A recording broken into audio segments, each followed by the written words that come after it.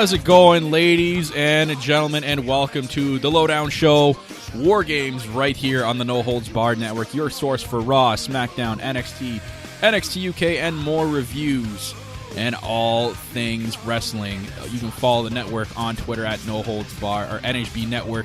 You can follow our show, Lowdown Show NXT, on Twitter as well. You can follow myself, Real Kyle Masters, and my co-host, at Michael Chow TV as well. Guys, welcome to the Lowdown Show War Games. We're going to be live predicting the NXT TakeOver War Games tonight right here on the show. We're also going to be doing some NXT Trivia and giving away some prizes to you fine folks out there. It's all about you fans. And we're also going to be just briefly recapping NXT this week and Survivor Series, so you're going to want to stay tuned for that. But as always, I am your host, as always, the self-proclaimed greatest host, Kyle Masters, and I'm joined by my co-host as always. He is the host that runs the West Coast, Hollywood, Michael Chow.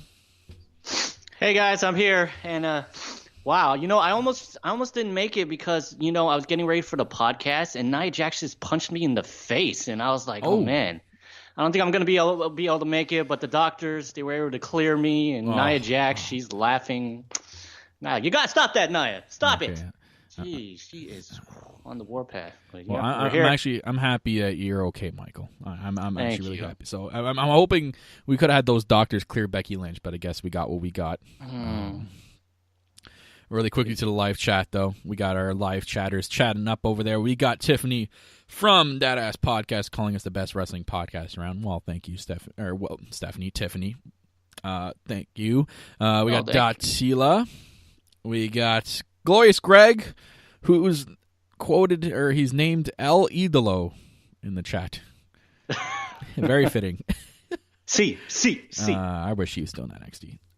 Anyways, guys, so as you heard in the intro, welcome to the Lowdown Show War Games. We're going to be predicting NXT TakeOver War Games for tonight's pay-per-view.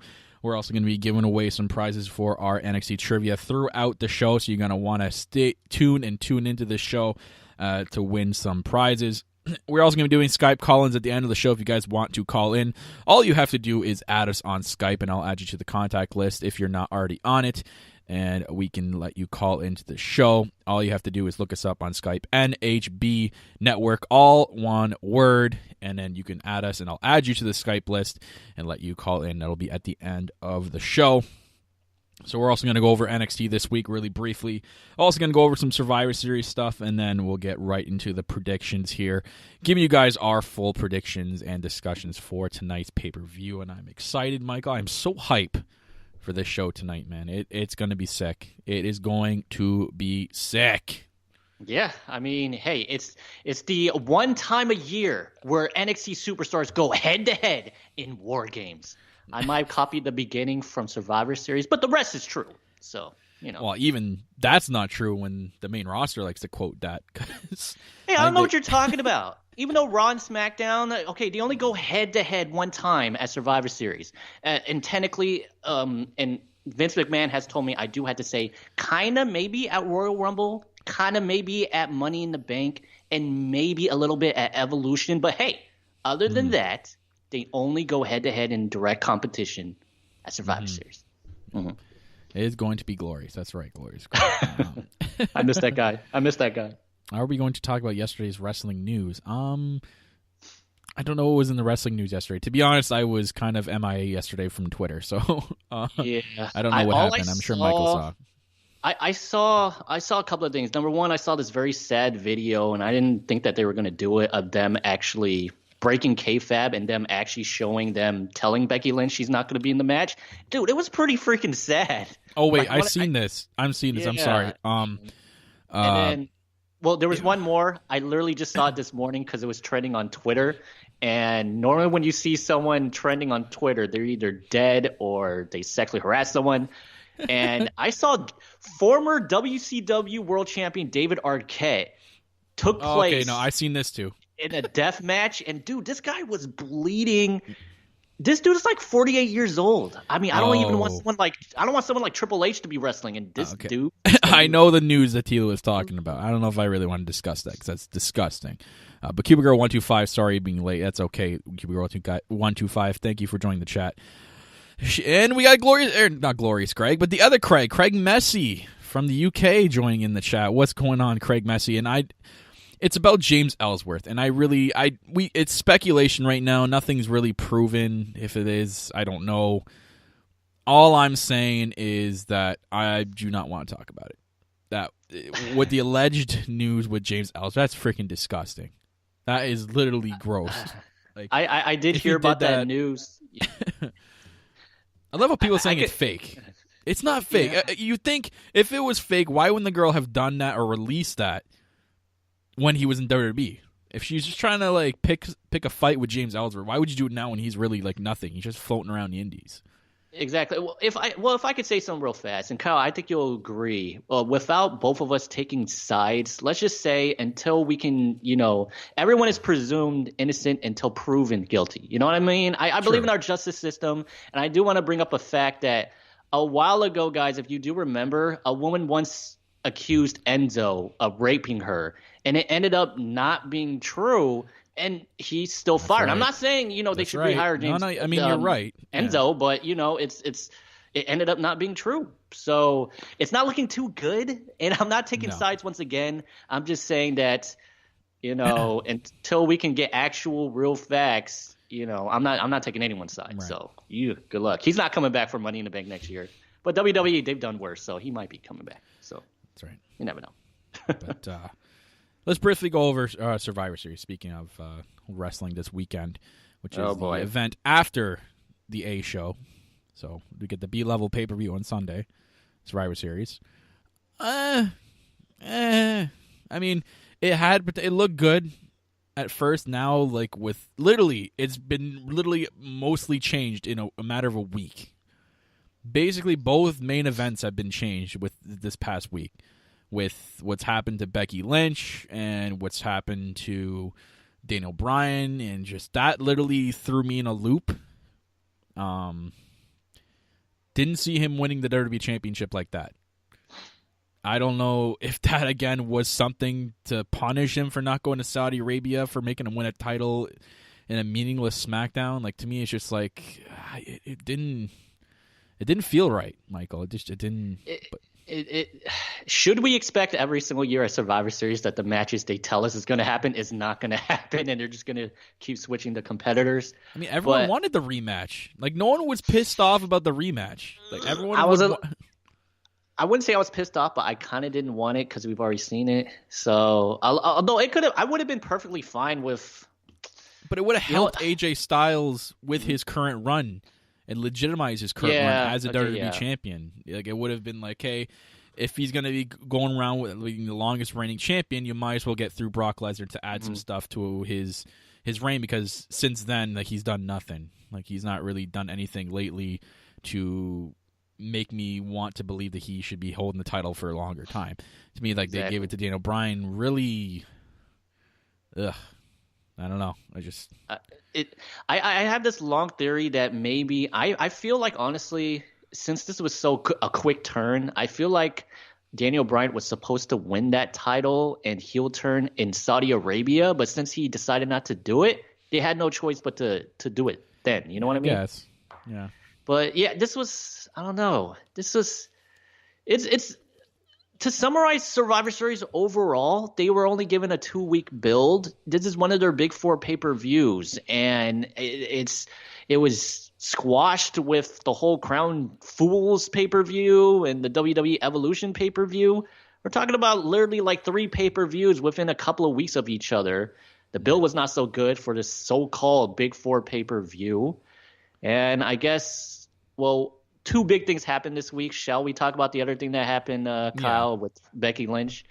You mean the alleged on-purpose punch to the face by Nia Jax that's got all the keyboard warriors in a bunch on Twitter and anywhere that you can find a way to complain about. Like, Jesus Christ. let's simmer down, everybody. I don't think Nia Jax really meant to punch Becky Lynch in the face. It's a freak accident. Shit like this happens. Let's simmer down. It sucks. Yeah, it kind of knocked her out of the match. But you know what? I'm kind of glad it happened, Michael, because now it actually makes the creative team do something rather than sit on their fucking asses like they have been the last couple of months. You know, it's so funny, like, literally when it happened and the whole blood on Becky's face, and I really enjoyed that segment. Even if there was no blood, I would have enjoyed that segment. By the way, real fast, FYI, on SmackDown, there was no invasion from Raw, so for once, the security team did a good job. But yeah, Becky Lynch, even if there was no blood, I still enjoyed that segment. But a whole bunch of people said, look at Becky Lynch with all that blood in her face. She's bringing back the Attitude Era. People are even comparing her to that. No, people are comparing her, a bloody Becky Lynch, to that Stone Cold Steve Austin and Bret Hart. And he said, this is Becky is like Stone Cold. She has officially made it. First of all, she's already been making it. And second of all, the funny thing I would say about this segment is people were saying the blood thing is the best thing that happened to Becky. But once they found out that she won't be at Survivor Series, they go, I can't believe it happened. Let's all ridicule Nia Jax. And I was like, you guys seem to enjoy the blood. But once you find out it's – and I totally agree with you. I mean – listen, gets the creative guys off their asses, man. They got to think of something on the spot, and you know what? Good, because they literally been in autopilot the last couple of months. Just saying. And I might this might actually make Becky versus Ronda be extended to WrestleMania. So, guys, I mean, if they're giving us Becky versus Charlotte right now. I'm sorry, Ronda versus Charlotte now, the match we thought was going to happen at WrestleMania, we might instead get Becky versus Ronda Rousey instead at WrestleMania, which I think builds upon itself. And you know what? If they really don't want to, just have all the women storm the ring and create a huge fucking brawl before the match even starts. That way the match just never happens. And you're still entertaining the fans. Yeah. I totally agree with you. I can tell you right now, honestly, there is not going to be a definite winner in that match. I'm telling you right now, if they do want to move forward with Charlotte versus Ronda Rousey at WrestleMania, no one's going to win this match. Probably going to end in DQ. It wouldn't surprise me if Nia Jax rushes the ring and starts this whole thing. That hug on SmackDown was very weird. That's why I feel like someone's interfering in that match. There's going to be no winner. And for everyone who believes Nia Jax, should be fired or sent back to development, that might be a little bit. Shake. Like, seriously. Yeah, exactly. I know she's been on Twitter. She sent out that post about how everyone's talking about Becky, but no one's talking about her injured hand. Guys, let me tell you something. She's playing a character. Bear in mind right now, WWE is trying to turn Nia Jax into the biggest heel. And I guarantee you Nia is trying to portray a character on Twitter to get her over. Yeah, and it's so funny. Everyone does that. It's like example number one, Tommaso Ciampa literally plays his character everywhere he goes. Our Velveteen Dream. Velveteen Dream is the Velveteen Dream and everything. Like, he lives that character. So maybe Nia Jax is living that, that heel bitch persona. Like, there you go. Like, just people on the internet, they make me laugh. That's all I'm gonna say about that. Oh man. Well, it'd be interesting to see how they do Sunday, but we already know that the A show is going to kick ass tonight. TakeOver. Yeah. And on the road to that, we had NXT this week. We can briefly go over. Interesting episode of NXT this week, actually. Ooh. We had a prediction come true, though. We knew it was going to be one of the War Raiders. Okay, I bet that as a joke last week. I seriously didn't think it was going to happen. What the hell happened here? No, when it happened, Michael, that's all I thought about. I'm like, oh my god, Michael was joking about this, and it actually came true. Oh my god, how it happened was actually kind of I gotta tell you honestly. Well, that's Kyle, what I thought was going to happen on the other side, but we didn't even get an announcement from the other guys. It was just automatically announced that it was Kyle O'Reilly. Like, there was no picking. We didn't get a scene of them picking him. What the fuck? Like, why did we just all of a sudden, okay, it's Kyle O'Reilly. Okay. And with Hanson, it's like they had like Pete Dunne and Ricochet arguing with each other, and they're like, I'm going to do it, and then I'm going to do it. Larry Hanson screams, and he goes, I'm going to do it. And the other two guys shut it up. They like literally didn't even say anything. They're like, okay, right. Well, I guess Hanson will do it. I'm like, oh, jeez. And as far as I know, I don't think did they announce what the advantage going in? Is it going to be like two undisputed guys starting off against one guy? That's interesting, too, because you think about the last War Games match. We had 3 teams, right? 3 teams of 3, one in each. There was no advantage. It was just one person one person from each, and it was chosen at random for the other teams to enter the ring. I don't know how this works because you have 2 teams of 4. Like, do you start with 2 from their side now because there's an advantage 3 from the other side, or is it 2 and 1? Because the War Games match doesn't officially start. Like, there's no pinfall until everyone is in the ring. So does this mean that Undisputed Era is going to be in a 2-on-1 situation to start the match, or a 3-on-2? Like, they didn't really clarify that. They just said they get the advantage. But what the fuck does that even mean? What advantage? But quickly to chat, Brandy Lynn Brande joined the chat. What's going on? But yeah, they didn't. I don't like how they didn't explain. Yeah, a lot of explanation, not just for NXT, but even into the main roster. I mean, with Charlotte taking on, and sorry to bounce back to the main roster, with Charlotte taking on Ronda Rousey, there's no replacement for her. And I think there's several people who haven't been named for Survivor Series. I think there's like one person who might be missing from one of the teams. Yeah. So Charlotte, she was supposed to originally. Shayna Baszler. Oh, yeah. A lot of people think Shayna Baszler. I personally think it might be Nikki. Well, I'm hoping it's Nikki Cross. Fingers crossed. And I don't know. Shane McMahon is on Team SmackDown, so it wouldn't surprise me at all that, I don't know, Stephanie's on on the women's team, even though she's on Raw. I don't know. They're done. Who knows? Who knows? It's probably going to be James Ellsworth in the Oscar mask. I don't know. But it was even an interesting match because so we had Rowe from the War Raiders. I think it was Rowe. Let me just quickly look at my notes here. Hanson. So it was Hanson from the War Raiders against Kyle O'Reilly.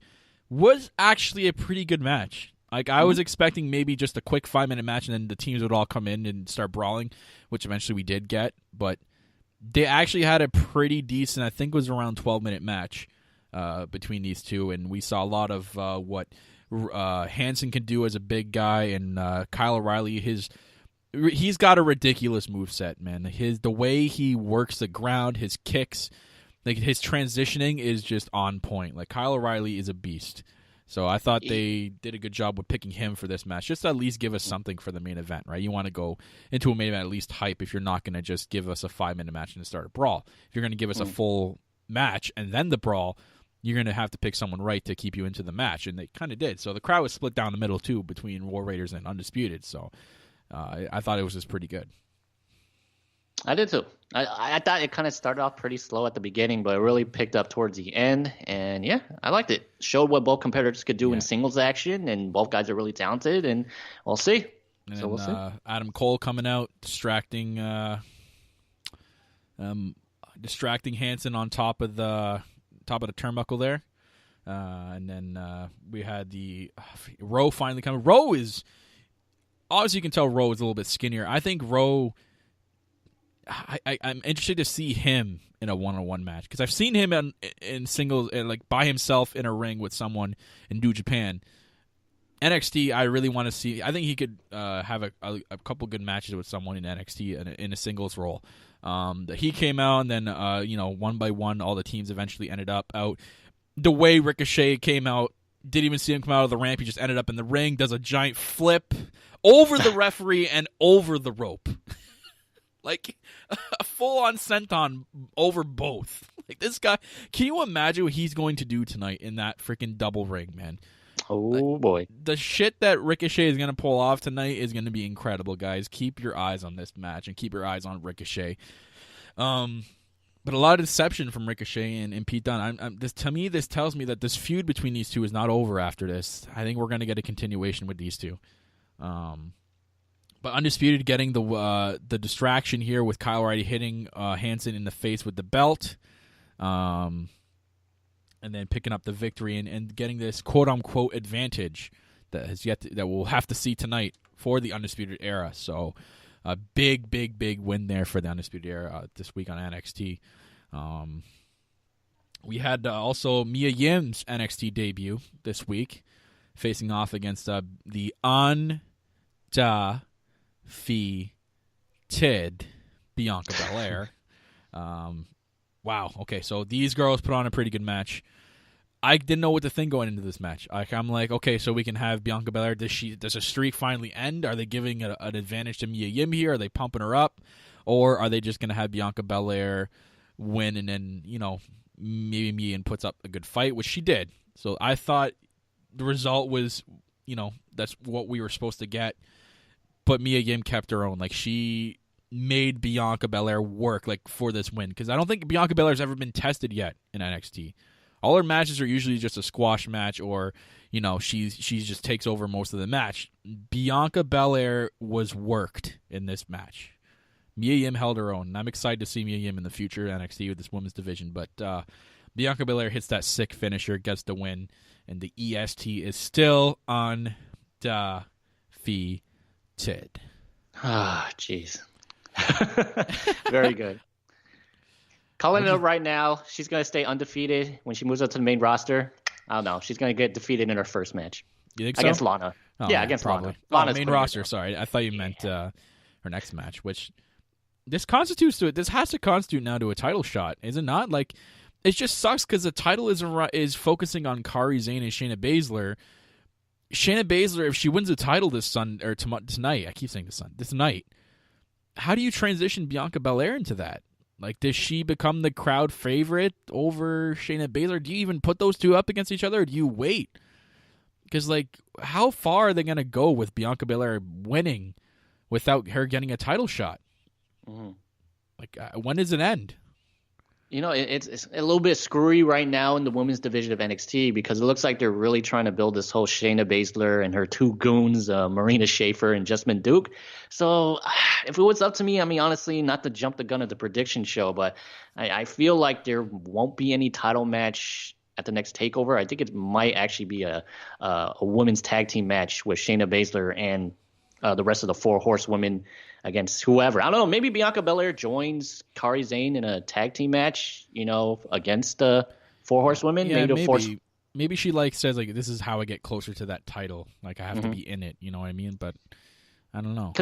Because I don't think there's been a very dominant women's team in NXT before. So these women right here, they could seriously just mow down everyone in the division to a point where the baby faces and the heels had to team up. Like Kairi Sane going up to a heel like Bianca Belair and say, hey, listen, you just got beat up by Shayna Baszler and her goons. I don't like you, you don't like me, but, we got to team up against them. Right. You're never going to get this title shot if we keep getting beat up by them. So you never know. So we'll see. We had a pretty sick highlight video of Gargano and Black, which I'm sure they're going to show a million times tonight in the pre-show. Really, really good, well-done video highlighting Johnny's outside promo and Aleister Black's rebuttal to it. It gets you really pumped for the match. We had a backstage interview with Matt Riddle and Cassius Ohno, and I was kind of talking to you about this before the show. It made me feel awkward. I think Riddle needs a little bit of work in his promo work. As far as his ring skill, it's another story, but it felt weird. I watching it, and I'm feeling awkward, and it just makes me want to look away because he just sounds a little bit scripted. It's got to come off freelance, not like you're a scripted bro. You got to be a freelance bro. So. It's also that, but you remember last week there was I forgot who it was, but there was a segment between two women. I think it was Bianca Belair and Mia Yim. I remember I said that I didn't like it because it just sounded like it wasn't so good, because I feel like, once again, in NXT, they want to see what you can do. So a lot of times they just said, hey, listen, there's no script, and just make up stuff, kind of feel natural. Right. So that way when you move on to the main roster, we know you can take care of yourself during a promo. And obviously, Cassius Ohno, he did okay, but it doesn't look like Matt Riddle, he could, do a promo by himself. He's not someone compared to someone, say, like CM Punk or The Rock, who could basically make up stuff on their own and put up a good promo. Well, I don't know. It's Matt Riddle. We'll see. Yeah. We'll see. So we'll see how the bro does in the future. Bro, I'm sure he'll be in NXT for a while, so he'll have time to work on it. We had Lacey Evans in the match against Carissa Rivera. Oh man. This girl was good looking, and by the way, she was. By the way, not to sound like a stalker, but I did look up her Instagram account, and Kyle, I think you might appreciate this. So I just found out that she is currently dating one of your favorite NXT guys. She is dating no other than Mr. Kona Reeves. So no way. She is. Go on her Instagram. Dating Cody Reeves. Oh my! She knows what that finest life. She knows what the finest lifestyle. Oh man, they're both good at taking L's together, so they're perfect for each other. But yeah, by the way, real fast, this is a match from last week because there was supposed to be a match with Lacey Evans last week. Oh, okay, so this is the taping that we missed last week. This is what they. So this is a match that's been edited in. Yeah. I'm sorry, I can't believe that from last week. So this is the edited in match we got this week. Okay. So, I don't know. It was what it is. Is Lacey Evans again gaining momentum. So, I mean, she now even has a case to be in the women's title picture. So it's, oh man, it can be interesting. I know they have a plan for this. It's just you're sitting here going, okay, let us know, let's go. And to y'all, F the finest in the chat. You know what? You just wait. One day, you'll wait. So Lacey Evans wins. After the match, she cut a promo saying that NXT is full of a bunch of classless nasties, and these girls forget to carry themselves with sophistication. She also says that she's going to lead by example as the lady of NXT, and if they don't meet her standards, she'll teach a lesson on manners. Like, you know what? I think Lacey Evans is getting better. Like, she's becoming her own, and you know what? She's transitioning into a really decent spot in the women's division, like a well-known person. Like, she's not just off to the side where you forget about her. I think they're doing well with Lacey Evans. You just know that her gimmick and the way she is going to work on the main roster because they don't know. Like, they don't know what... they don't know. They don't have a girl like her on the main roster. Mm-hmm. It's a completely different character, something they haven't really had of, and I don't think at all in the women's division ever. You know that the main roster is going to be all over that. So she is something. I mean, if I'm wrong, guys in the live chat, let me know. But I think she is a former Marine, and I don't think there's anyone on the main roster who's actually been in the Army or has been in the Marines. So this is a character they could really build on. The problem with Lacey Evans is her whole push has been seriously a big roller coaster. She's up, she's down, she's winning big matches by defeating Kairi Sane and Nikki Cross, and then week after that she's losing. So they really need to decide what they want to do with her. Give her a character. If they want to do the whole Marine serious character, I say go with it. But she is very talented in the ring. Yeah. She's got a good look. Oh, I think she's attractive. And they just really need to find out what they want to do. They really need to find out what they want to do with the women's division, period. Because it just, they need to do something. Kind of seems like it's on the back burner right now because their main focus is obviously the NXT title and the whole Johnny Gargano storyline, the big thing between Undisputed Era and the others. So there's a lot to focus on. So I think it's good. It's time. It's just time. We're gonna have to wait until they. It's what NXT does good. They make you wait, and the payoffs are always usually really good. So we'll see what happens with that. They play another hype video for Tommaso Ciampa, Velveteen Dream, also Shayna Baszler and Kairi Sane, and then we had the main event. So NXT this week was decent. I think it could have done a little bit of a better job in hyping us up for TakeOver, but I mean, you think about it, they have so many weeks to hype us up to leading to a TakeOver, so it's not like they're the main roster and have to rush everything into one show. Oh. Oh. Sorry. My device was warning me. I'm not sure if you heard that. Botchamania. Guys, this is a live show, so, I have all the results on my phone, that's why. And then I went to go click save, and I guess my device is full. Okay, my bad. Anyways, yeah, so NXT this week, I think they could have done a little bit of a better job to hype us up, whatever. I mean, they'll do their due diligence in the pre-show this week with all the hype videos and stuff.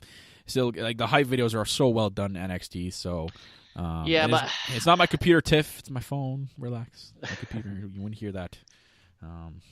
But I got to tell you, I to be completely honest, I did not like this week's show, and I have never been a big fan of NXT's go-home shows. The one reason why is they pre-tape all of this stuff, and a lot of the people who are involved in the actual TakeOver matches, they don't appear on the show. I mean, there was no Tommaso Ciampa, no Velveteen Dream, no Shayna Baszler, no Kairi Sane that appeared live, actually physically on the show. Yeah. And I think that, honestly, they should either do two things. Number one, just have the go-home show be the one show that is actually done live. so you can have the people who are actually part of the pay-per-view involved in the show, or 2, make it a point. I know it's pre-tape, but make it a point that the very last show that you tape, make sure that everyone involved in TakeOver is actually on that taping. So, it's I would complain on the main roster if people involved in Survivor Series didn't even appear. So I got to set the same standard for NXT. So a lot of people involved in the pay-per-view, not on the show this week physically. So not a big fan of NXT TakeOver or not NXT Go Home show. So did not like the show this week. I think you have something there like about the live shows. Mm-hmm. That could be interesting. I'm thinking that you can do, what is it, the 3 sets of tapings, and then the extra week will be for the live show. Or no, that'd be only 2 weeks because the third week is done at the actual TakeOver. So it's a decent sacrifice that they could pull off. So they do have the advantage. Listen, I understand that TakeOver is always on Saturdays, and then NXT is on Wednesdays. So maybe they need more days because maybe they go to TakeOver and they do promotional work and all this other stuff. But they have the advantage that, hey, listen, we know that NXT is pre-taped. So if that's the case, do a live show on a Monday or a Tuesday. This NXT has the advantage of they always film from Full Sail, so it's not like they need to sell tickets to get audiences in the seats. They will always get audiences in the seats. And if you tell them, hey, we're going to do a live go-home show. Yeah, exactly. On a Monday, people are going to go in there. So just tape the last go-home show on the week of. That way you can get all of the competitors for the pay-per-view on that show. But, it is what it is. Yeah. No, you're right. I think you got something there, Michael. Maybe we should send that in. Maybe we should. Maybe someone can listen to us over there and help us out a little bit. But anyways, before we go any further, guys, we're just going to take a moment here to give a special shout-out to our network sponsor, and that is the ExtremeWrestlingShirts.com, who are actually sponsoring one of the prizes tonight for the NXT, for our TakeOver Live special. They specialize in WWE and MMA apparel with over 10,000 products in stock right now, from T-shirts, sweaters, to muscle shirts, and guess what? Soon they'll be having, I haven't checked yet, but ugly Christmas WWE sweaters. So you remember the ones that they used to have on the shop? They're going to have those too. You're not going to want to miss checking this website out, guys. So go check out ExtremeWrestlingShirts.com, and guess what? As a special added bonus, use the code NOHOLDS at checkout, and you're going to save an extra 10% on your order. That's right, a perfect 10% off your order using code No Holds, all one word, on checkout. So go check out the official sponsor of the No Holds Barred Network, ExtremeWrestlingShirts.com. So, Michael, you ready to get your Christmas sweater? I am. Man, which ugly Christmas sweater should I get? Ugly Christmas sweater of all those pictures of James Ellsworth going around. That's pretty ugly. I'll take it. Okay. Sorry. Had to. Anyways, guys, so if you guys seen the original tweet for this show today, I said if you liked or retweeted the tweet, we would put you into an early bird prize. Early bird prize. So it's a draw. I put all the names in. I have a random hat generator on my desktop right now. I wish I could show you guys, but believe me, you're gonna have to believe me on this one. I'm not gonna fix this at all. So the early bird prize is a random NXT fig. It's a, if you guys don't know what figs are, it's a fig, an action figure. A lot of people love to collect those, but it's gonna be NXT related. So for an early bird prize, you guys are going to I promised the NXT shirt. That's right. Just remembering that now. I apologize. The NXT T-shirt from ExtremeWrestlingShirts.com. That is going to be your early bird prize. So, out of the people who've liked the tweet, I'll announce the people that have liked it or retweeted it. We got Craig Messy from the Lowdown Show UK, who's chiming in there. We got Fritz Die 69 on Twitter. We got Datila. We have Tiffany and James from that Ass podcast. Jeff Leach. Greg the Gamer, so Glorious Greg, and myself, but I don't count. So I can't win. I'm not going to win myself. So As much as we can. Hey, whoa! If Shane McMahon could win the best in the world, his own tournament, why can't you win?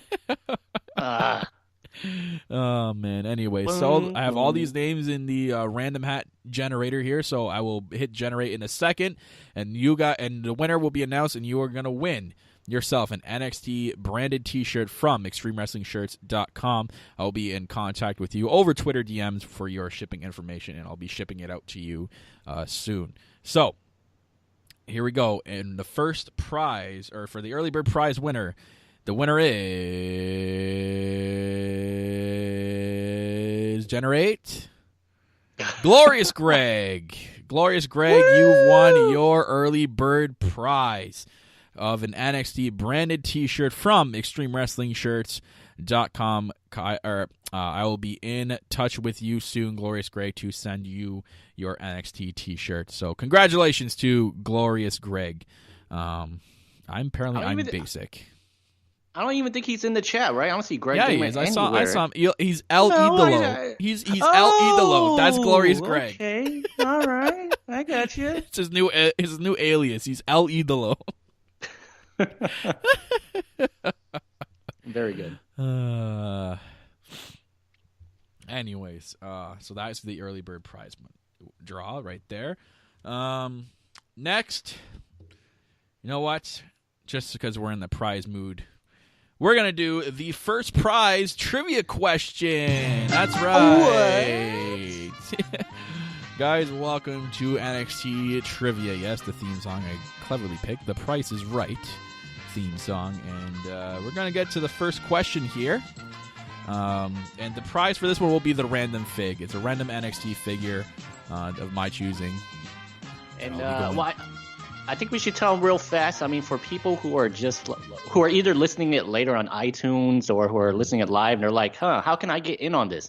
All you got to do is, honestly, number one, sign up for a free, 100% free Spreaker account so you can get a free account and you can join in the live shows where you can enter the answer for the trivia question here, or add us on Twitter, right? I think there are two ways for them to submit the answer. Yeah, so on Twitter at NHB. You know what? Actually, we'll do. We got to get some traction on our Twitter account for our show. Alrighty. So, if you're listening live, in order to answer this question, you're going to need to either A, sign up for Spreaker, make a free account, make a free profile, and you'll be able to type it in the live chat, or B, add us on Twitter at LowdownShowNXT, all one word. Add us on there and DM us on there. I'll have the DMs open here. And the first person to DM us or write in the chat the answer will win that specific prize. Eventually, I do want to make this easier for you guys, and I'm working on getting actually a Skype phone number. You guys can just easily just call in and tell us the answer, which will be a lot easier. So I'm working on that. Anyways, as for now, if you're in the live chat, get ready to type it in. If you are just listening in and don't feel like making a profile on Spreaker and just want to DM us, again, Lowdown Show NXT. The DMs are open, and just send us a DM, slide in those DMs, and give us the answer, and we'll be in touch with you to send you that NXT random figurine. This one's a cool one, and the first one that I'm going to throw out, and Michael knows about it. I told him about it earlier. It's a pretty interesting one. A lot of people don't know about his first gimmick in NXT, but that's all I'm going to give you is he had a different gimmick in NXT than what he is on the main roster right now. Completely different. It's a really cool fig, so you guys are going to win that. So, without further ado, Michael, let's get into that first question. I'm going to pull them up here. There we go. So, the first question today for the NXT Trivia Prize Contest. Who were the two wrestlers who competed in the first ever NXT Championship match, and who won? So I got the Jeopardy theme song playing right now. There is your question, guys. Who competed in the first ever NXT Championship match? Who were the two competitors, and who won the match? First person to put it in the chat or DM us on Twitter at LowdownShowNXT will win the first prize in the NXT Trivia. So interesting, Michael. We'll have to see what happens here. Wait. I think I got it. Let me guess. Enzo Amore versus James Ellsworth. No? Michael, I mean, I'm not going to say anything, unfortunately. I'm just gonna keep waiting for the answer, okay? I can't let you win. Although that's the wrong answer, everybody. You should not put that answer. What?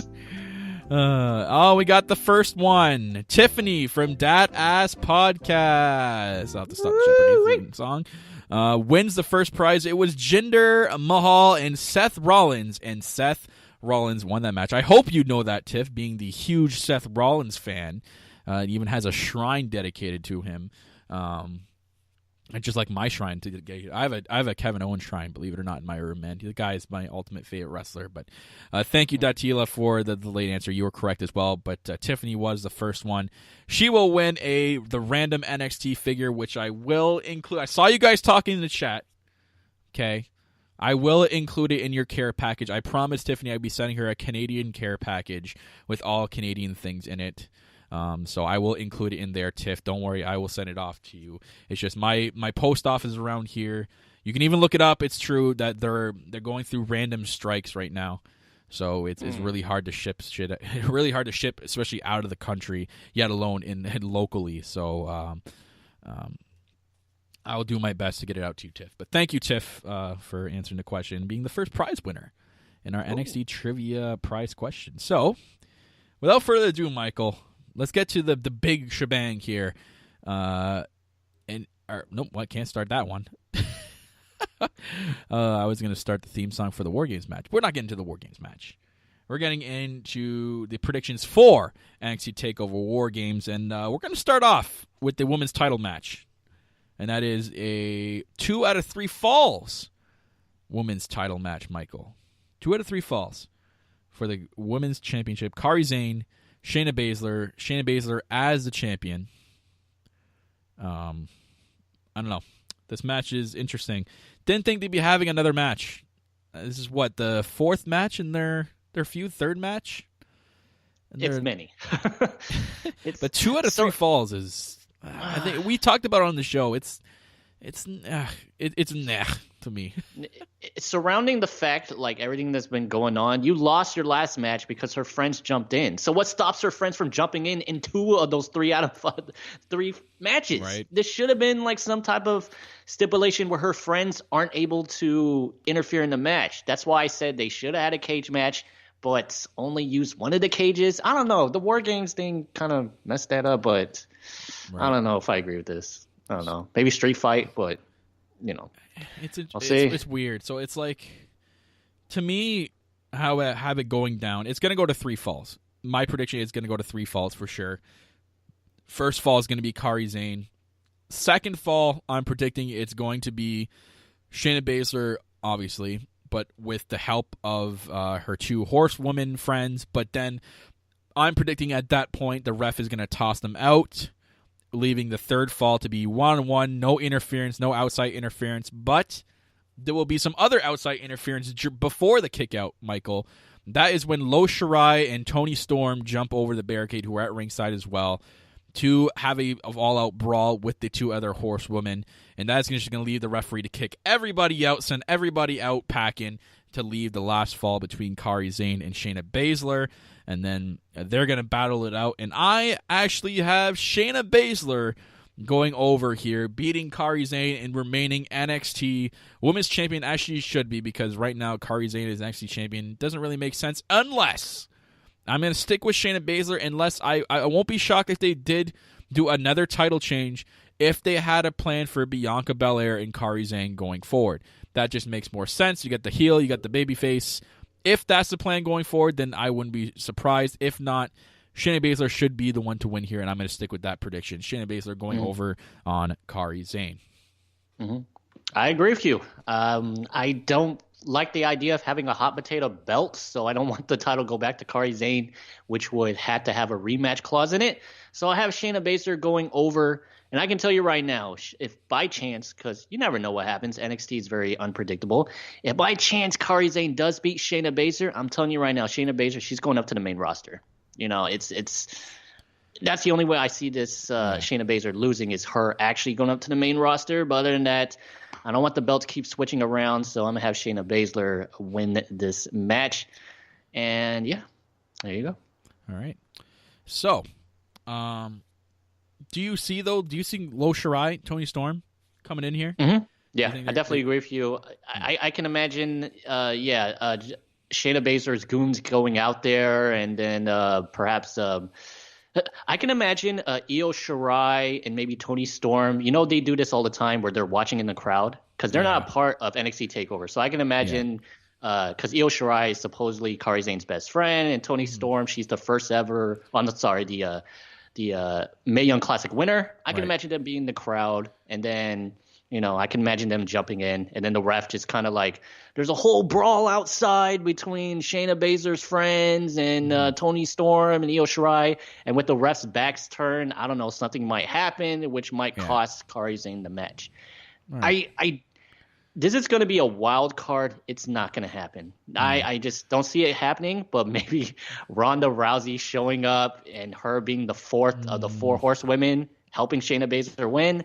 But her being a babyface, I don't see it happening. So, yeah. But then I agree. I agree with you.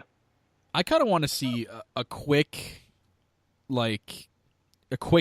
roll up for Kari's first. I don't want to see. I think I got a small feeling that Kari's win is going to be in the first 15 seconds of the match, her first fall. It's going to be out of nowhere, and that's going to lead to Shayna Baszler being all pissed off and shit and just trying to wreak havoc on Kairi. Then it's going to look like Kairi Sane's going to turn the momentum to her side, and that's when the other two hop the barrier, and maybe Toni Storm and Io Shirai jump over, and that's when it's all going to go done. But it's going to be interesting. I think this match has potential to be actually pretty decent.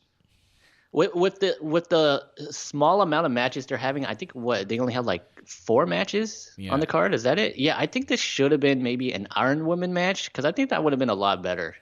Because do you think Shayna has the stamina though for that?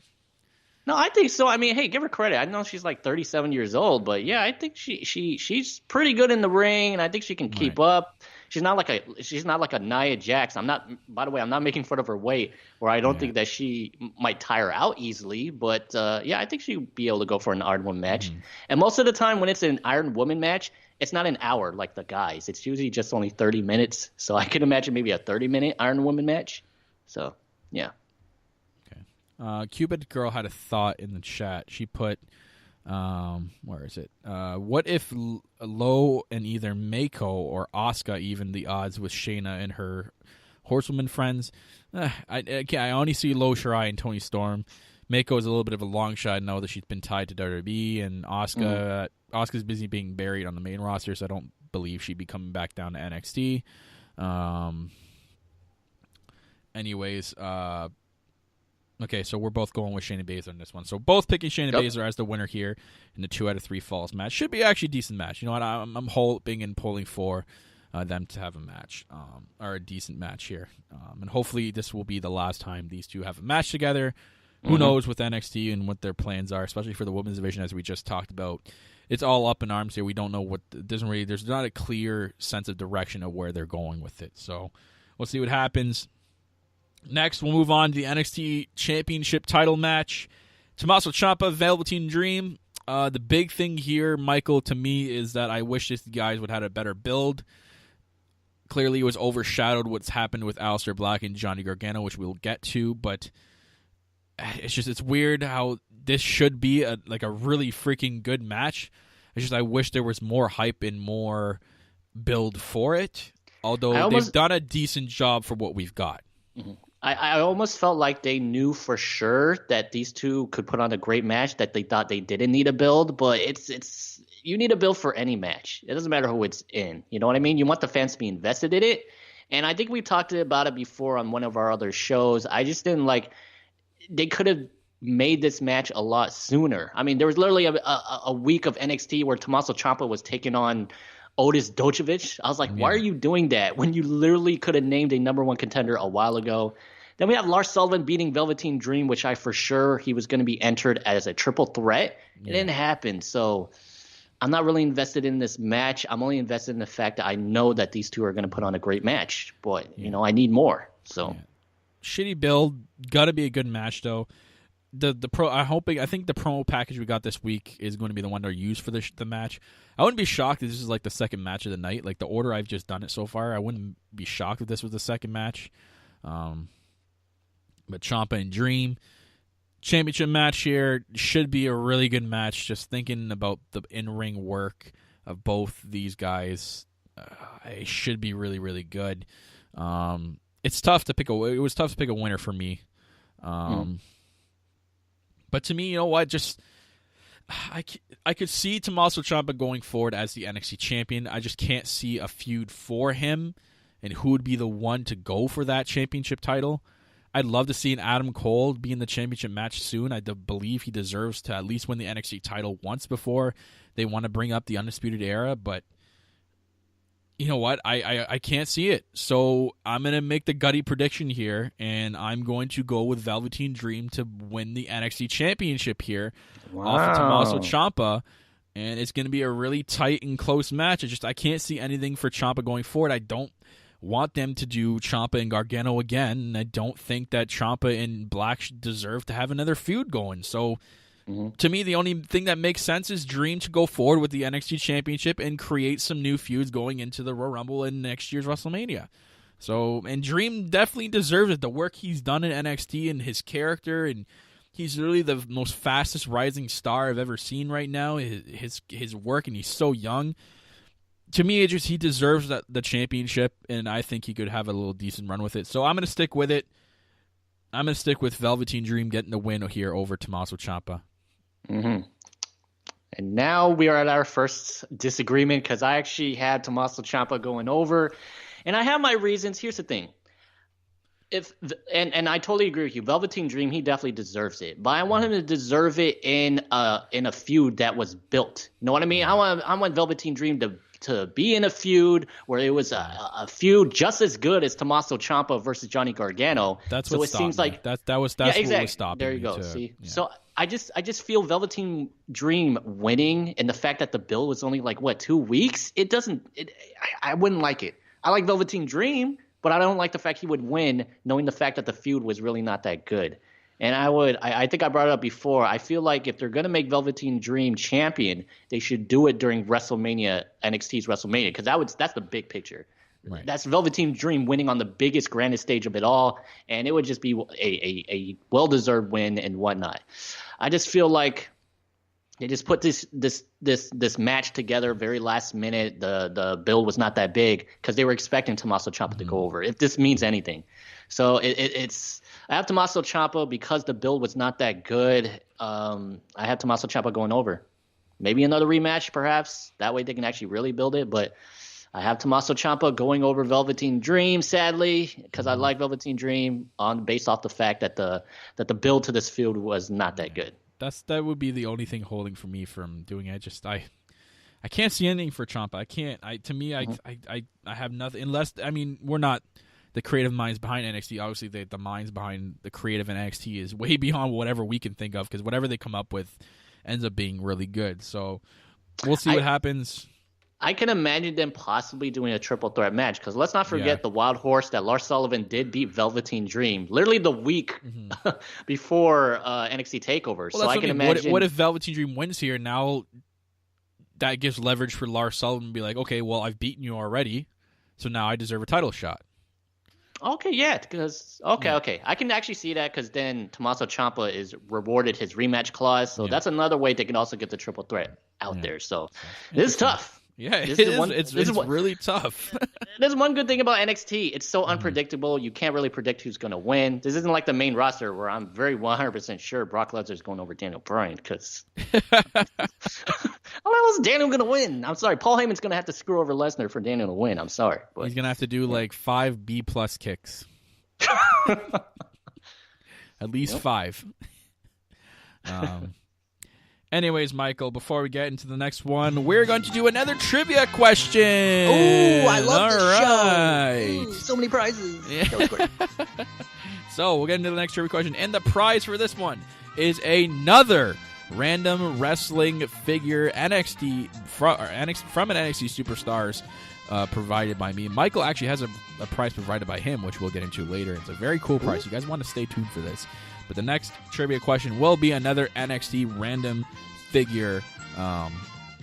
So, in saying that, let's get to question number 2, Michael. So, question number 2, let me pull it up here, is All right. In what year was NXT the NXT brand? So this includes the shitty, whatever you want to call it, those shows where NXT was with Raw and SmackDown, where what was it? What would you call it, Michael? It was when NXT was the reality show. The reality with show the trainers NXT. and Yeah, the so mentors. that counts as well. So, in what year was NXT originally formed? So I'll give you guys time now. You guys can either put it in the live chat or you can tweet at Lowdown Show NXT. And what year was NXT originally formed in? So the year you have to give out. We already got a winner. Ding, ding, ding, ding, ding, ding, ding, ding, ding, ding, ding, ding, ding. I wish I had a ding sound effect, but I don't. Datila picks 2010, and she is correct. Brady Lynn, it was not 2004, but good guess anyways. Datila wins 2010. Yes, she is correct. NXT was formed in 2010 when they paired up wrestlers from WWE's developmental territory, Florida Championship Wrestling, and they dubbed them rookies. And they paired them with WWE existing Raw and SmackDown brand live superstars, and they were dubbed pros. And each episode featured the rookies being mentored by the pros as they developed their characters and performance skills in front of a live audience. And I'm just going to say that these were the worst times for NXT. I'm just saying, like, these were the worst. Do not go back and watch any of it. I don't suggest anything. Actually, the only thing I suggest you to go watch, because it led into a really good feud, is The Miz and Daniel Bryan. That was the only thing good that come out of that, literally. So don't do yourself a favor. Don't go back and watch. I can honestly tell you this is probably the only time when the main roster was better than NXT, is when NXT was that reality show. So, yeah. Oh, man. So, yes, thank you, Datila, for answering the question. And you're going to be getting an NXT Fig. I'll be in contact with you shortly after the show is done, or even by tomorrow. So I'm just going to write down the trivia people's names here, just so I remember them. So Glorious Greg, we got Tiff, and now we have Datila. All right. So let's get into the next prediction, Michael. We got Johnny Gargano versus Aleister Black. This is following the NXT Championship match we just did. So, not in irony, but in accordance to it, we got Gargano versus Black. The whole history with these two has been great. The feud for this has been amazing. Even the build-up, cleverly done, because we all know why Aleister Black was gone for 2 months. It was because of that freak accident at, was it a live event? Yeah, it was a live event where he got kicked in the nuts or hit in the nuts, and then he broke a nut, I guess, or something happened to his testicle, and he was gone for 2 months. So they cleverly did it in a storyline where Aleister Black got attacked by someone, and they did this whole investigation thing. Nikki Cross knew, and it went from Tommaso Ciampa to Velveteen Dream to Cassius Ohno to Lars Sullivan to maybe it's Johnny Gargano. Could have been Undisputed Era. There were so many people in factor here. I think they did a really good job of this. And then the big reveal when Nikki Cross finally told Aleister Black, and then when Aleister Black confronted Regal in the ring, he turns around into a big super kick in the official heel turn for Johnny Gargano. Well, I mean, I think it's a heel turn of Johnny Gargano on Aleister Black, and he is revealed to be the attacker. It was Johnny all along, and the promos we got from both of them leading up to this match have been great. Like I said, I agree with you what you said before, Mike. I wish they were at least on the show this week. We've seen them or something. Mm-hmm. But I love the feud for this match coming up. Like, this has been a really, really good feud. I'm very excited for this match. Me too. Definitely. Mm-hmm. So, as for the match itself, it's going to be sick. You just think of the two wrestlers in the ring, Aleister Black, Johnny Gargano. We've seen all the good matches that Aleister Black has had over the last couple of years. The guy is incredible. Same with Johnny Gargano. He's been in matches of the years so far. Putting these two guys in the ring together is just going to be epic. Like, these guys are obviously going to be in there pissed off at each other, ready to rip each other apart. But besides that, the wrestling in the ring is also going to be really good. I see these guys probably tearing the freaking house apart, like utilizing both rings, tearing up ringside, just getting out of control. I've read interesting predictions about this match, Michael. I've actually read some people thinking that there's going to be no winner. It's just going to be a double count out, and it's just going to lead to these guys beating the hell out of each other around the ring, and just it's going to cause a double count out, but then it's going to keep escalating into a brawl. It eventually could lead backstage or whatnot into a big spot. I can kind of see that happening. I'm not going to go that route, though, because I'd like to see a winner here.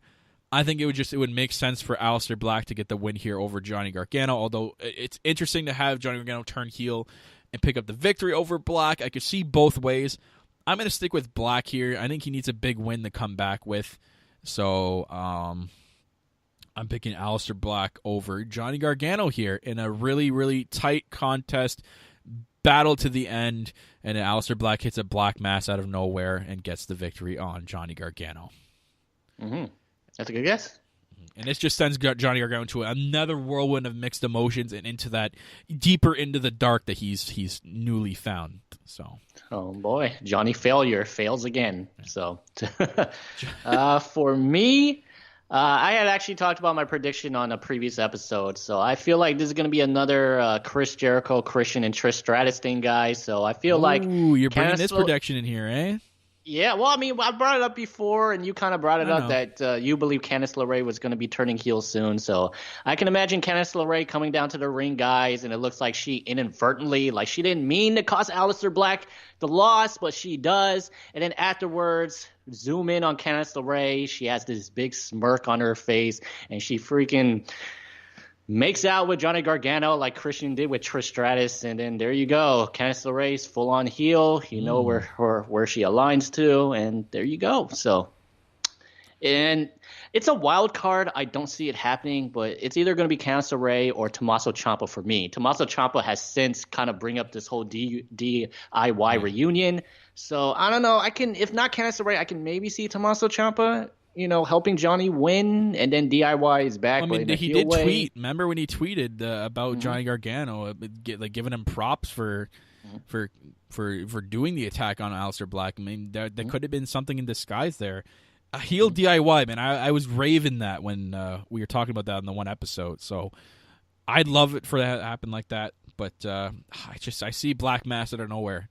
They hype that move up so much for it not to happen in a type of match like this. It just, to me, you have Aleister Black gone for 2 months. You need to have him come back on a higher note. That's why I love the interesting prediction of them brawling outside the ring and both getting double count out, so there's not actually a winner, and they just keep beating the shit out of each other. Yeah, it's very hard to predict this because, once again, I mean, Aleister Black just came back. You don't want to see him lose. And then Johnny Gargano's just been given this huge push. You don't want to see him lose either. So, yeah, I think I agree with you. I would prefer if there was no winner, but I'm a big advocate of I don't like matches that, especially on a pay-per-view, that end in a DQ. So we'll have to wait and see. Another match that's very unpredictable. But once again, I'm picking Johnny. You're picking Aleister. So we'll see. So we're already on opposite sides there too. Okay, so basically we're tied right now. So it's going to come down to – actually, we're not tied. We both went with Shayna.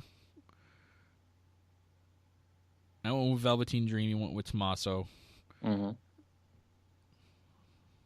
Okay, so it depends what happens here. And we're not tied. We could be tied depending on this next match. But anyways, Michael, are you ready? And yes, the alarms are sounding, Michael.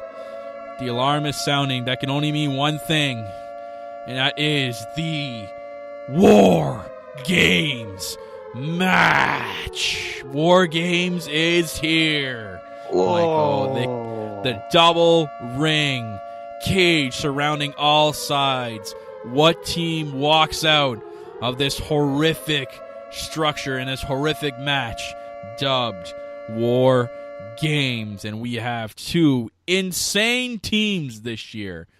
Really, really insane teams this year. Oh my God.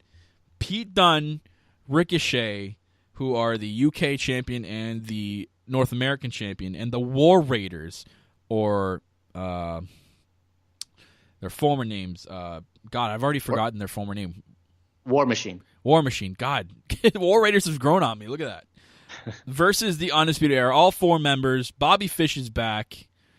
Holy crap, guys. What a match. Definitely a different look from last year. Last year we had the three teams of 3.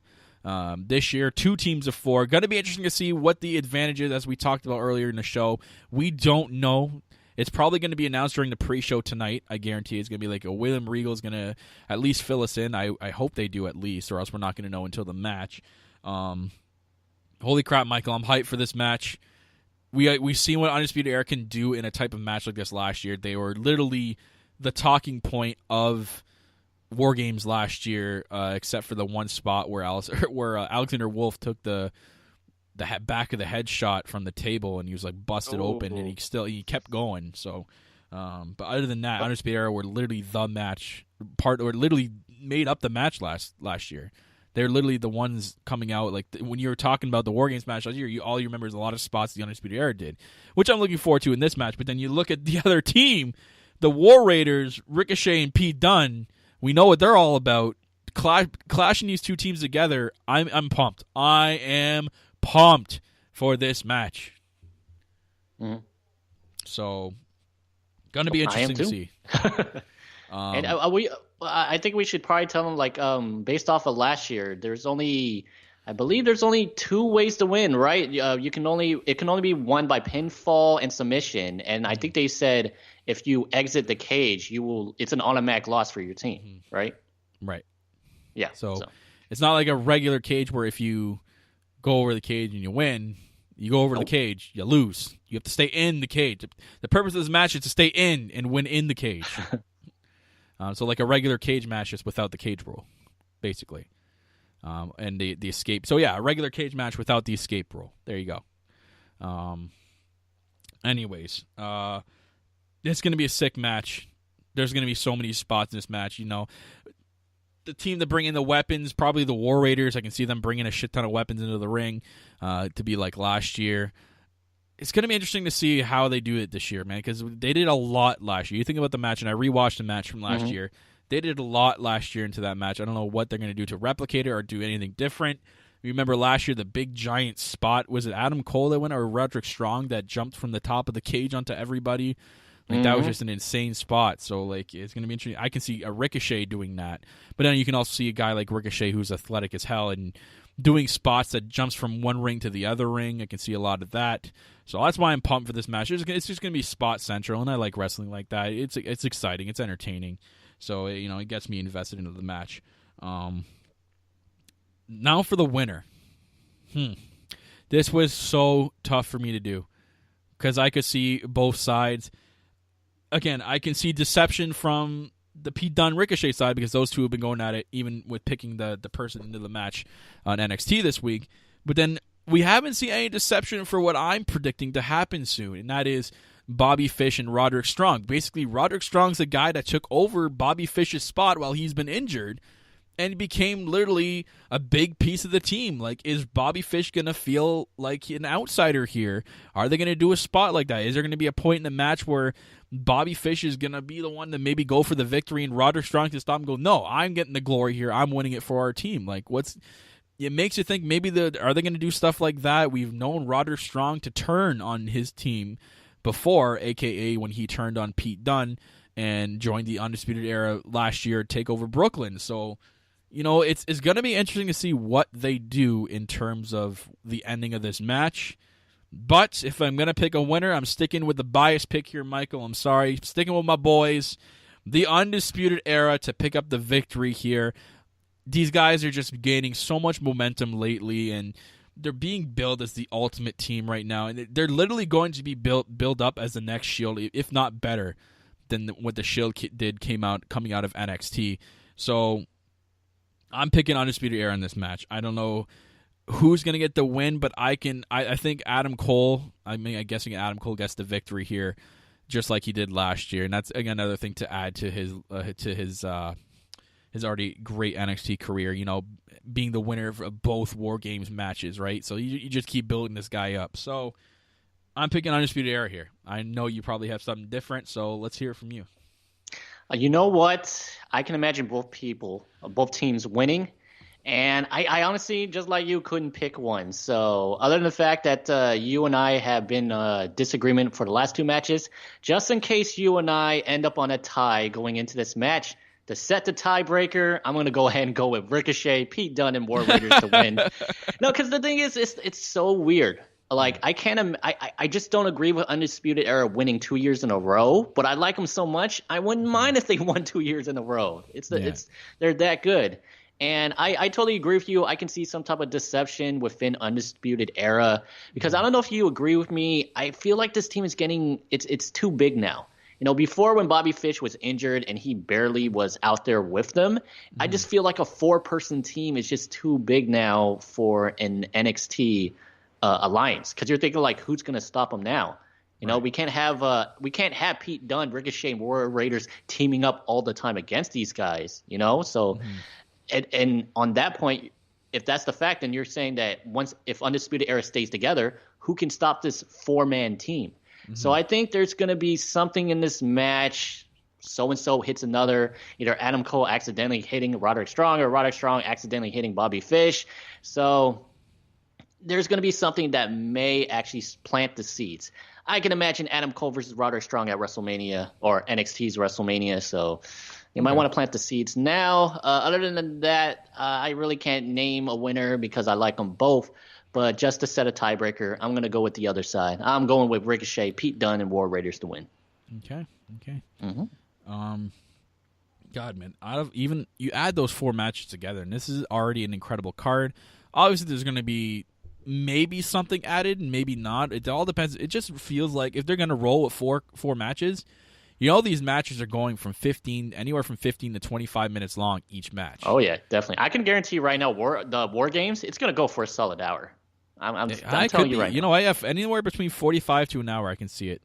Yeah. There's just so much they can do in that match. Exactly. Because remember, I mean, in War Games, the other teammates are going to be in a cage, and it's kind of like the Elimination Chamber. They won't be released from the cage for I don't know what the minutes I remember last year was 5 minutes. Yeah. Like it was before they released another team. So, well, you never know what that would be. They always put the clock on the TV. It's never accurate. It disappears, and you kind of forget about it, and they kind of just bring it back randomly. The Royal Rumble is the one that's more inaccurate. There's times where I feel like it's literally like 30 seconds after, and the next guy's already out. So, anyways, pretty solid card, I think, for the NXT War Games pay-per-view tonight. I'm glad that they're doing it again. I'm glad that they came back and this looks like it's going to be a yearly thing. I'm happy it's a yearly thing. It's something NXT can call their own and it can do a yearly thing with. So I'm happy for it. So I'm pumped for tonight's card. I'm going to be interested to see what happens in the outcomes of each match, and we'll go on the review show. So I'll just tell everybody now we are going to do a review show for this tomorrow at some point. Me and Michael will discuss when we can get together tomorrow. And maybe we'll even do it live. We'll do a live review show for the pay-per-view tomorrow. Other than that, guys, if you guys want to call into the show, I'll open the Skype lines now. Add us NHB Network on Skype right now, all one word, capital letters if you want to be specific on NHBN, and then Etwork after the capital N, so NHB Network. Add us on Skype. Call into the show. While we wait for anybody else to call into the show, I will be doing another trivia question soon. So, guys, again, NHB Network on Skype. Add us there. I'll add you to the Skype list, and I'll let you guys call in. Just call in randomly whenever you want, and I'll patch you through. It doesn't have to be video. I know Skype also does video. You can also just do a Skype call. Skype allows you to just do voice call. That's easier. I can just patch you in with the voice. But other than that, guys, I'm going to get to another trivia question. So we are going to get to, I believe it is the third or fourth trivia question of the day for this trivia prize questionnaire, Michael. I think you were going to say something there. I was going to say, I think it's the fourth if you include the random drawing you did at the beginning. That's right. So the fourth. And this one is going to be a special prize donated by Michael Chow. I'll let him announce what this prize is going to be. All right, guys. So this has been a prize that's been well known with myself. If you tune into my old podcast I used to run, so this is actually a pretty big prize, and it's our thank you to you guys for always being such great fans. And so this random prize, guys, is going to be none other than a classic Michael Chow authentic autograph picture of any NXT superstar you guys want. So you guys get to pick it, whoever it might be. EC3, Aleister Black, Candice LeRae. So you name the superstar, I will find that picture, I will buy it, and I will send it out to you guys. So everything's free, guys. I mean, you know, I got to say that. I'll let Mauro Ranallo take over that. Mamma mia! That's right, Mamma Mia, man. What a prize right there you guys are getting. A freaking authentic autograph. But because this is a really good prize, the question will get harder. So it's going to take a lot of brain knowledge here for you guys. So I'm going to pick a really hard question that I've drawn up, and Michael knows about them, so I'm going to pick one of them. So I'm going to go scroll down here, and where are the hard questions? Okay, here we go. So this is going to be a tough question. It's going to actually test your knowledge of NXT and the history of TakeOver. So the question is, at what event did NXT first host a takeover that was not at Full Sail University? So, again, let me say the question again. At what event did NXT first host a takeover that was not at Full Sail University? So the first ever takeover that wasn't hosted at Full Sail University. All you have to do is type into the chat, or you can DM us Lowdown Show NXT on Twitter, and you will win a authentic NXT autograph donated by our very own co-host, the host from the West Coast, Michael Chow. Jimmy is incorrect, Tiffany. So it is not TakeOver Los Angeles. So the first ever takeover that was not from Full Sail University in Florida. The first ever one. So you guys still have time to answer that question. I'll play the Jeopardy theme again. Keep that going. By the way, I should probably say that since this is kind of a big prize, the grand prize here, any former winners could actually get in on this. So Tiffany, Datila, and Greg the Gamer, El Idolo, if you're still in the chat, you have a chance to get in on this grand prize. So. If they are, ding, ding, ding, ding, ding, we already have a winner. What? Yep. And that goes to Tiffany from That Ass Podcast. Again, 2 prizes today. Big day for Tiff. She guessed Brooklyn, and that was right. So, NXT TakeOver Brooklyn took place on August 22nd, 2015. The event took place at the Barclays Center in Brooklyn, New York, the first night of what was billed as WWE's triple header at the arena. This was what took place with SummerSlam. So it was NXT TakeOver Brooklyn, SummerSlam, and Raw. It was the first time ever they did that as well. This was the first NXT TakeOver held outside of Full Sail University. WWE promoted it as NXT being on the biggest stage yet. And coincidentally enough, that was the debut of NXT's WrestleMania pay-per-view. So I actually got a call coming through, Michael. Let's see if I can patch it through here. No? Oh, I think I... Hi, Datila. I just have to add Michael back to the call, but how's it going? Hi, Kyle. It's going good. And for you? How's it? I'm good. I'm just adding Michael back to the call. Just give me a sec here. Hi, Michael. Sorry, I answered the call wrong on Skype, but you're here. Datila is actually on the line, Michael. Michael? Yeah, I'm here. Okay, good. Hi, Michael. Hello. But as I was saying, Datila, Tiffany winning with this the next prize here with guessing NXT TakeOver Brooklyn. So, and I think I think Datila is actually going to NXT TakeOver tonight, right? Oh, I am. I'm going to my first ever NXT show. I'm super excited. Yes, in your face, Vince. Yes. So wait, this is your first ever show? Yeah, this is my first ever show. Oh wow. Mm-hmm. And you're picking a takeover. Oh my god, that's gonna be huge. Happy for you tonight. You're not gonna be disappointed. That's for sure. Hey, I'm like, I hear you guys talk so much about NXT. Like, Michael knows this. I don't know if you know this, but I actually don't watch NXT. It's nothing against NXT, honestly. Like, Yeah, that's but okay. It's like, not.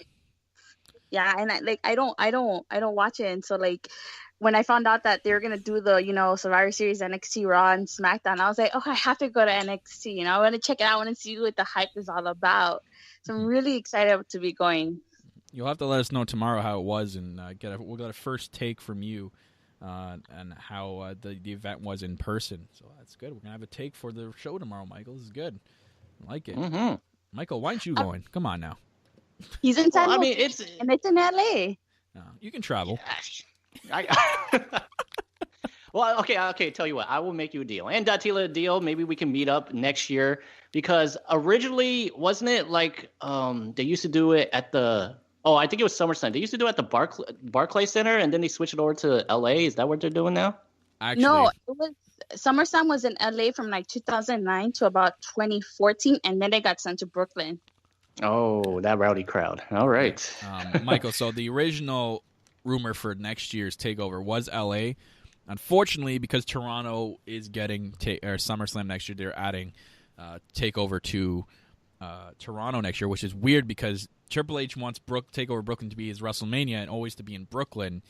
But next year is going to be the first time Brooklyn is going to be without a TakeOver. Actually, wrong. WrestleMania is going to be Brooklyn. So it works out. Well, technically Jersey, right? Well, Jersey. Are they going to? What do you even know if is the TakeOver in Jersey, or are they doing it at the Barclay? I don't know. Ask Tiffany.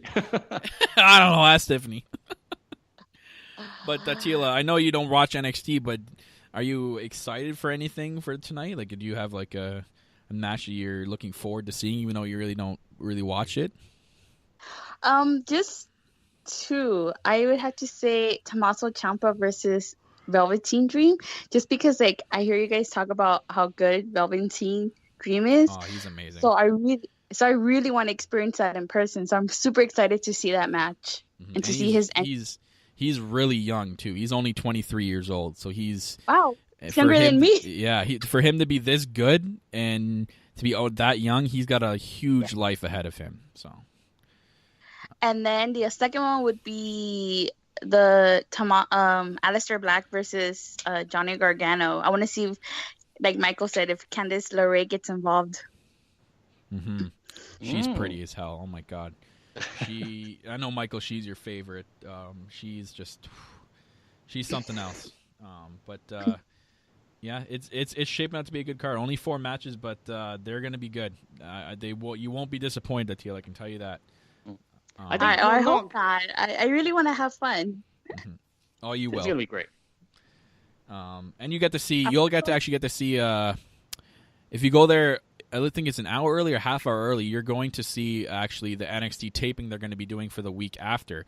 So you'll see, I think, 1 or 2 matches from a regular episode of NXT as well. So cool. Yeah. Like, I'm not going to Survivor Series, but I am going to go to Raw and SmackDown. Mm-hmm. So I'm really excited that I'm at least going to NXT. So it's going to be super cool. Mm-hmm. If you guys are going to be watching, I'm going to be sitting in the cheap seats. I'll look out for you. You're not going to be able to see me. When I quickly pan up, I'll look for you. I'll pause it. I'm going to be up there, but hey, you know what? I don't care if I'm in the cheap seats. As long as I get to go and I get to say I did NXT TakeOver. Hey, I'm sitting in the 300s for the Royal Rumble. By the way, I actually have to announce that. I forgot to bring that up in the beginning of the show. I've officially bought my plane ticket. I have my TakeOver ticket.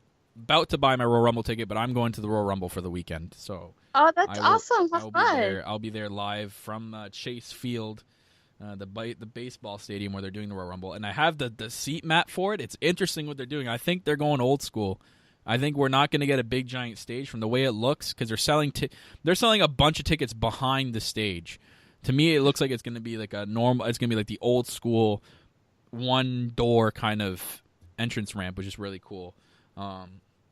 So I think we're getting tickets in the 300s. So, and I think I'm in the 100s for TakeOver, but I won't be on the camera side. I'll be like, if you're watching the screen, I'll be off to the right in the 100, so you won't see me, but I'll be there. Anyways, since I'm checking my ticket to see where I'm going to be. I know I'm going to be in the 300s. I'm just not sure where in the 300s. Okay, I'm going to be section 304, row 11. There you go. It's good. I sat in the 300s for TakeOver Toronto when it first came here, and it was amazing. I had such a good time. But anyways, first the weekend, I know you watched a lot of the main roster. Do you have a match you're looking forward to for Survivor Series? We can talk about that a little bit. Not anymore. I mean, I was looking forward to Michael's reaction.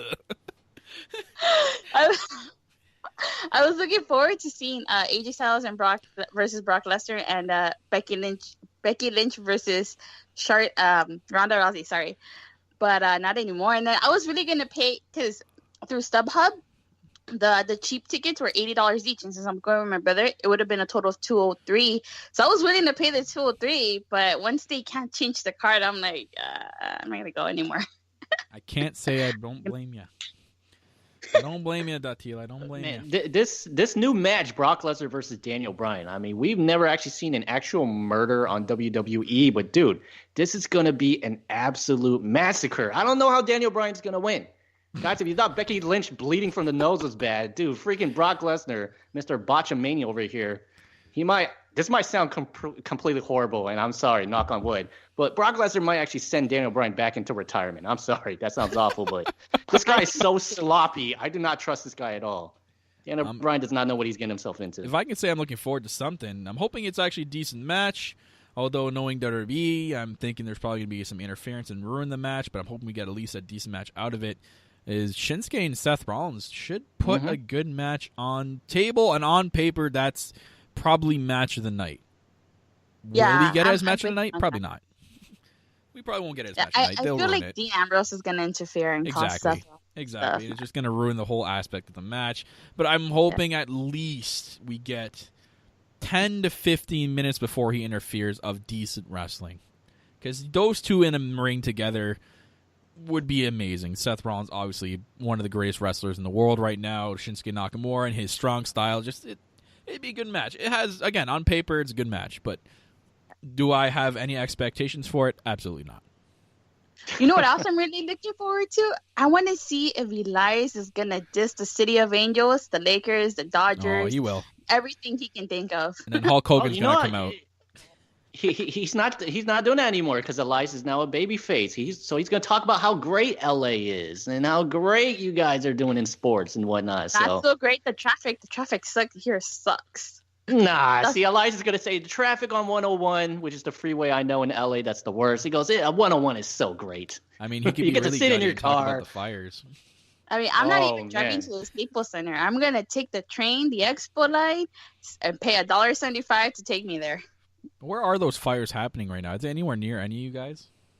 No. Oh, well, actually, I think the closest it is, I think it's in Malibu. But, I mean, I live right in LA. I'm closer to Santa Monica than I am to Malibu. But once it reaches Santa Monica, once it reaches Santa Monica, I should panic because I live by Santa Monica. Well, let's hope it doesn't because that's a really unfortunate situation. But, yes, it does. I can, if they were okay with it, I could see Hulk Hogan, if he was still a heel, interrupt him. But I don't know if that Saudi thing was just a one-off. Who knows? But yeah, Survivor Series should be. You didn't hear? Hulk Hogan is now the new host of Survivor Series. Oh, he's the host, so he's going to come out in the beginning, and then we'll never see him for the rest of the show. Got it. Oh my god. Anyways, Latila, I really hope you have fun tonight.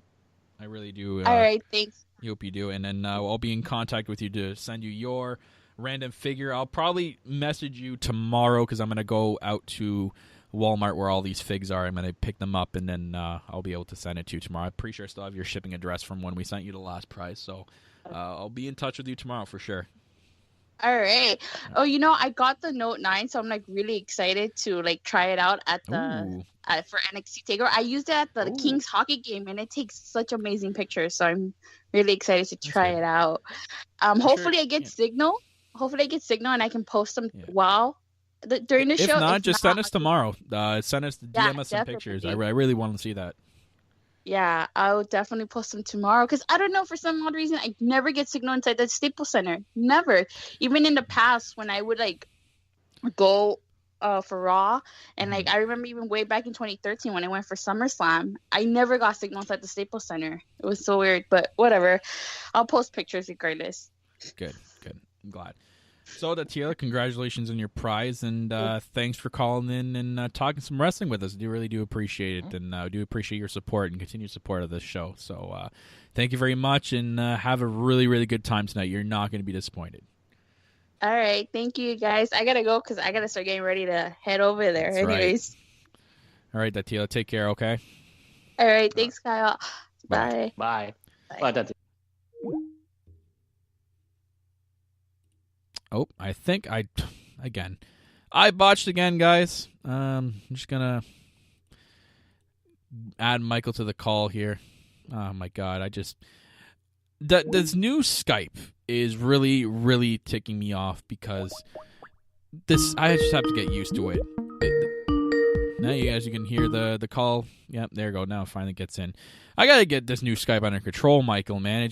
I don't know how to freaking work it. It doesn't let me add people to the call like the old one does. And then when I try to go back to our original call, it kicks me out. Like, my God. Like, literally before I got onto the show, it does what it always does, and it goes, Skype do you want to update Skype? I'm like, hell no, because I know something might go wrong, and yeah, they Skype, everything, like their updates keep making it worse. Like, I don't like Skype if you're listening right now, which I assume you're not, but stop. Oh, we updated it, but guess what? We made it worse. Exactly. Oh my gosh, the old one used to have like a contact list, which I had like you and most of my followers from my old podcast saved on. But now I got rid of it. It's like I don't know how to find you guys, and I don't know. It sucks. Skype sucks. Sorry. So you know what? As much as I want to continue the calls, we're just gonna stop the calls right now until I figure out what to do with Skype. I'm gonna have to watch some tutorial videos because that was just annoying. Because usually the old Skype, when someone calls, there's like a setting that there's a little button that says "Add to Call." There was none with Datila. It literally kicked me out of our call, and I had to bring you into that call. Oh man, what a freaking mess. Anyways, so we have one more prize to give away. One more prize, Michael. And it could be NXT related, depending on what you pick, but it's going to be from our sponsor, ExtremeWrestlingShirts.com. It is a random T-shirt of your choosing from ExtremeWrestlingShirts.com. And that is going to be for the last question of the day, Michael. So, a random T-shirt from ExtremeWrestlingShirts.com. One of your choosing. You can pick an NXT one. You can pick a regular one if you like, but any one is yours. So, with this one, I don't know who's left in the chat, but just for shits and giggles, Tiffany, you're excluded because you've won 2 prizes already. I don't know if Datila's still here. Brandy Lynn, I'll give you a chance to jump in. And Glorious Greg, if you're still here, I'll give you a chance to jump in as well. And any silent listeners out there, you guys want to tweet us, Lowdown Show NXT, add us on there, DM us on there. You can answer this. This one will be for the last prize of the day. Random shirt from ExtremeWrestlingShirts.com. And the question is, to this day, this match is still highly considered to be the greatest women's wrestling match of all time in the WWE. And guess what? It happened at an NXT TakeOver. Which NXT TakeOver and with what 2 females did this happen with? So I'll put the Jeopardy music on for you guys. What NXT TakeOver and what 2 females wrestled in the greatest wrestling or women's wrestling match of all time in the WWE? So you need to name the 2 female wrestlers and you need to name the event, and ding, ding, ding, right off the bat, we already have a winner again. Did they get it? Oh, it was Santino Marella versus Sister Abigail in House of Horrors match, wasn't it? Oh, man, see, you should have said it, Michael. I probably would have picked it. Damn it. But unfortunately, I would have said you were wrong. It'll go to a listener that's listening with Tiffany, and that is Jimmy, our pal Jimmy. And if you guys don't know, Jimmy is actually a sponsored person from Collar and Elbow Wrestling brand. Fantastic wrestling brand, guys. Go check him out, Collar and Elbow Wrestling. And he's actually got a promo code for you guys. Use promo code Jumbo. You can save some money on checkout. So Collar and Elbow Wrestling brands. So go check him out and use code Jumbo, all one word, all caps at checkout. And he wins by picking Sasha Banks and Bayley. And at TakeOver Brooklyn, he is correct, Michael. The co-main event of NXT TakeOver Brooklyn was for the NXT Championship contested between Sasha Banks and Bayley. It was described as the arrogant, ultra-talented champ taking on the lovable ultimate underdog. It was also Dave Meltzer's Wrestling Observer newsletter rated the Women's Championship as a 4.5 out of 5-star match. Sasha and Bayley won Match of the Year at the inaugural NXT Year-End Awards on January 13, 2016 for this match. So, Bayley and Sasha, to this day, had the Women's Match of the Year. That was an incredible match. That match was sick. And they've all gone on to do great things, right? Yeah, they are part of a major match at Survivor Series. Both of them. So good. They are just exceeding expectations right now on the main roster. It's insane. I have to give props to the main roster. They're doing such a good job with the NXT talent that is being called up. I have to commend them for it. It's making me sick, actually, lying to you guys right now on the air. That's a lie. They're doing nothing with them. I can't believe you're saying that when Nia Jax has busted open Becky Lynch's nose and bringing back the Attitude Era. Horseshit. It's horseshit. You don't like Nia Jax bringing back the Attitude Era? She didn't do anything. They're fucking everything up. Anyways, Jimmy, I'll be in contact with you for your random shirt from ExtremeWrestlingShirts.com. Maybe we can exchange wrestling shirts. You can give me a Collar and Elbow one, and I'll give you a Extreme Wrestling Shirts one. We'll see. We'll be in talk. But thank you for winning the final prize in the NXT Trivia trivia questionnaire. I didn't even have a name for it. Whatever. The trivia questions. That stuff. Michael. Yeah, wow. Yeah. No kidding. Really? Jimmy won? Jimmy? Yeah, Jimmy. My boy Jimmy. Wow. Jimmy Ellsworth won? I got to tell you. Not Jimmy Ellsworth. You got problems, man. But fair is fair. Oh, man. But other than that, I'm pumped for tonight, Michael. I'm so pumped for tonight. It's going to be a good takeover. I'm going to do a review show tomorrow. Hopefully get some pictures from Datila. We can talk about in a first-hand experience from the event herself. Really cool that she's going. And that's going to be her first NXT TakeOver. I hope her first live NXT event is going to be a good one. I hope it's good for her. Because my first one was TakeOver Toronto, so that was insane. She has watched before because I think I convinced her to watch NXT TakeOver New Orleans during WrestleMania weekend, and she really loved that event, especially the ladder match which was one of the best matches of the night. So, yeah, I'm really looking forward to it. I hope if we do Skype calls in tomorrow, it'd be good to get the opinion of someone who was actually there. Yeah. And if I think I may be correct, but I think one of our old co-hosts, Brian, he's also going to take over tonight too. Oh, okay. Oh, yeah, Negative Nancy number 2. Got it. Gotcha. He's going over there. Hopefully he's not too negative about it, so we'll see. Nah, too many indie guys, so, you know. Yeah, it's not his scene. he's just gonna be like, oh, what the hell is this? There's too many indie chants. What is this? It's not boring. It just makes sense. I don't like this. It all makes sense. I don't like stuff that makes sense. Give him a break. Brian has said on numerous occasions that he doesn't have. Apparently, my beef ain't with him. Okay, well, there's. I hope there's audio evidence, Brian, in previous episodes. Let's just leave it at that. There's audio evidence. I'm just saying. Anyways, yeah, thank you guys for participating in the trivia questions today. I really do appreciate it. Again, we'll be in contact with you sometime tomorrow about your prizes. Interesting picks we can go over tomorrow. Let's see who me or Michael comes out on top in our predictions. Going to be a good episode of NXT tonight, guys. Make sure you check it out. NXT TakeOver War Games tonight live on the WWE Network for $9.99, or if you're Canadian, $11.99, whatever you're paying. Be sure to check out TakeOver tonight. And tune in sometime tomorrow for a live review. We'll be putting it out when we do figure out a time.